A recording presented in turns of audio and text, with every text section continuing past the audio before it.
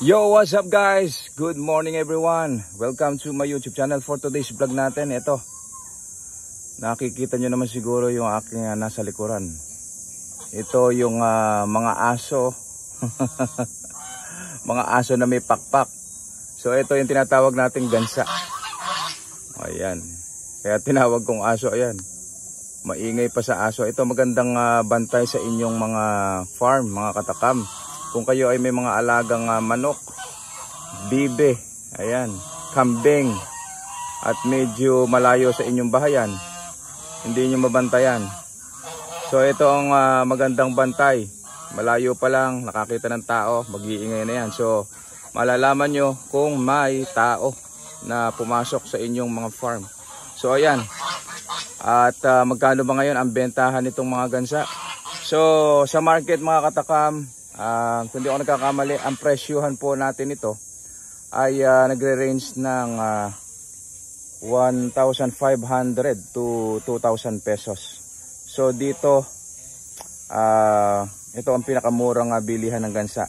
So mabibili lang natin dito ng 1,200. Kung maramihan, makakabawas pa tayo ng konti. So tara, samahan nyo ako at ipakikita ko sa inyo itong murang bilihan ng gansa.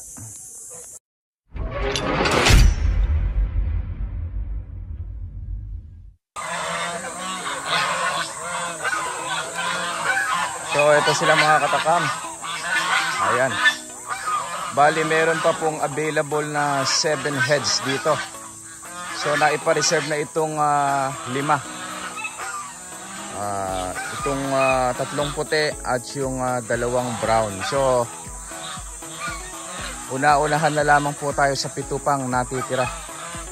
So ayan, sabi nga nung may-ari, ito ang pinakamurang bilihan ng gansa. Baka hindi lamang dito sa Luzon, Central Luzon, baka sa buong Pilipinas. Kasi ang talagang bentahan ngayon itong mga gansa, kung hindi ako nagkakamali, ito ay chinek ko, 1,500 to 2,000 pesos na ang per head nitong mga gansa. So ito, una-unahan na lamang po mga katakam. 7 na lamang po ang natitira. 2, 4, 5, 6, 7, 8, 9, 10, 11, 12. So ayan, 5 po ay nabili na. Binayaran na po, kukuhanin na lang. Yung 3 puti nakuha na, saka yung 2 brown. Tapos yung 7 brown na lamang po ang natitira. Kayo na po ang bahala, una-unahan na lamang po tayo dito.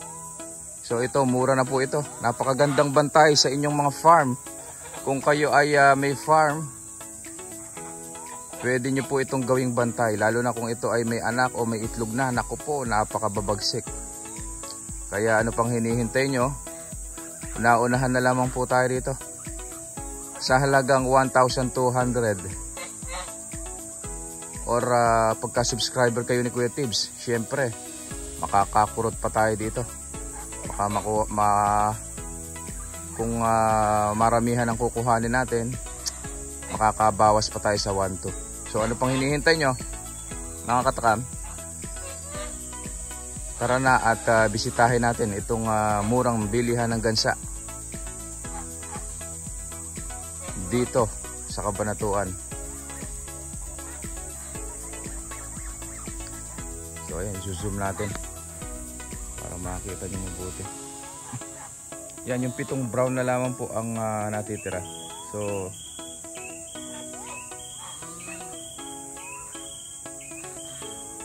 kayo nang bahalang mamili kung ano ang natitipuhan dyan, maliban doon sa 3 puti at 2 brown.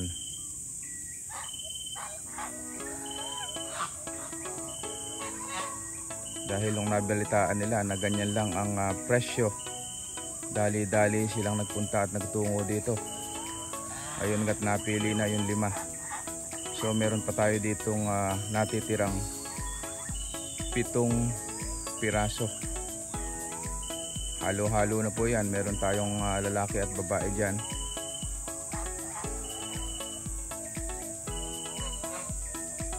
Kayo na bahalang mamili.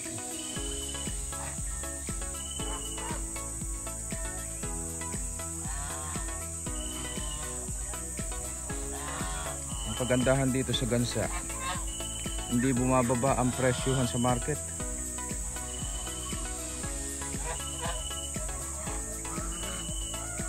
Kaya napakagandang alaga nito.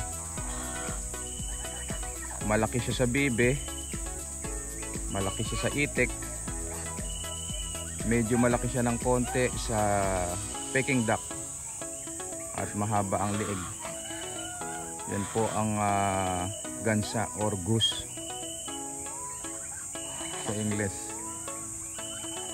Okay na pong bahalang magparami niyan.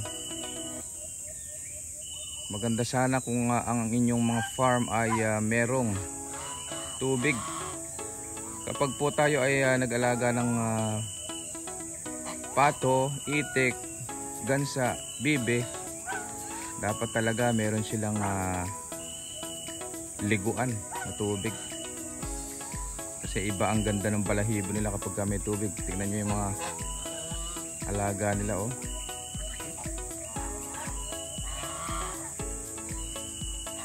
Napakalilinis sa katawan. Pagka kasi walang tubig, maitim sila, hindi nakakapaligo, puro putik. Ang mga gansa bibi kasi talagang pang tubig yan. Mas masigla sila, mas malusog sila kapag nakakalangoy sila sa tubig. Dapat hindi nyo pinapatuyuan ng tubig. Kung wala kayong paliguan, pwede na yung mga plangganang malalaki. Ayan. Napakagandang alaga sa bakuran. Daig nyo pa ang may alagang aso rito. Ang kagandahan dito pagka nakakagat, walang rabies, hindi kagaya ng aso. Pagka pumasok sa ating bakuran, nakakagat ng kapitbahay, pagbabayarin pa tayo. So ito, hindi na tayo magbabayad.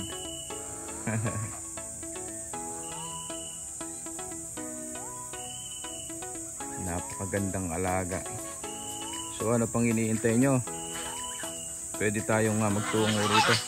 I-message nyo lang ako sa ating comment section or FB page. Andyan.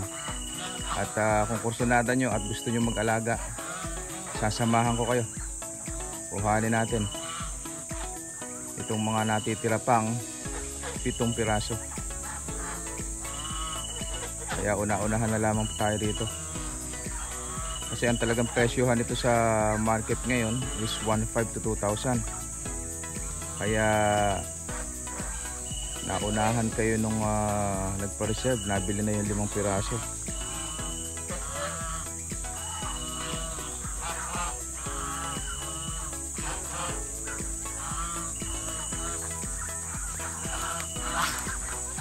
Ayan sila, oh.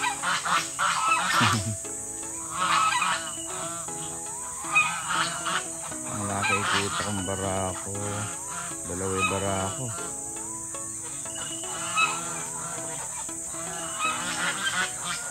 Ayun yung iba, paramihan babae. Ang palatandaan namin dyan pagka lalaki, yung bukod sa malaki siya, ayun yung ito lalaki to. Yung lalaki din tong malaki na to. Tapos ito lalaki rin. So ang palatandaan namin yan, kung makikita nyo yung gawing noo nya, malaki, matambok, lumalampas sa ulo yung pinakanoo. Ayun, pansinin nyo. Saka ito, ang babae parang pantay lang. Mga babae, tingnan nyo, pantay lang yung pinakanoo nya. Ayan, yun ang palatandaan ng mga lalaki.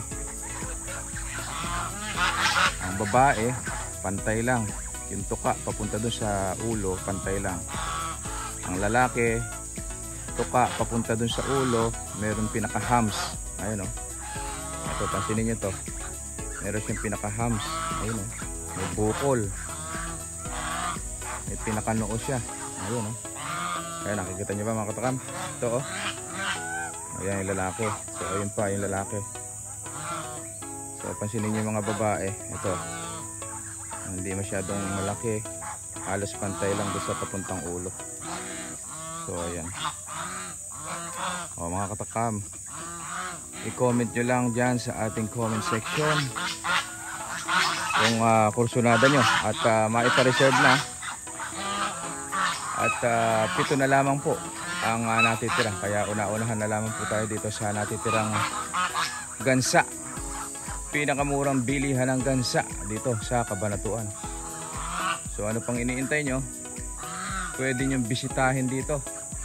O kaya naman pwede nyo ring ipa-deliver. Magbabayad nga lang tayo ng shipping fee. Pa-deliver natin sa may-ari. O ayan, napakalulusog, napakatataba. Ayan. Napakasisigla. Ayan. Ang laki nitong puti oh.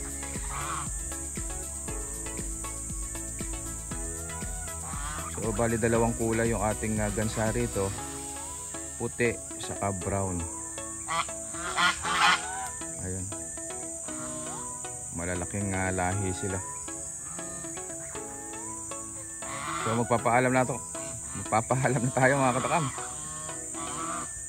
So hanggang dito na lang mga katakam. Para sa mga bago pa lang sa akin channel, please subscribe at i-click nyo na rin ang notification bell para lagi tayong updated sa ating mga susunod na video. Happy farming everyone, thank you. Ayan, 7 heads na lamang po ang natitira. Una-unahan na lamang po. Thank you.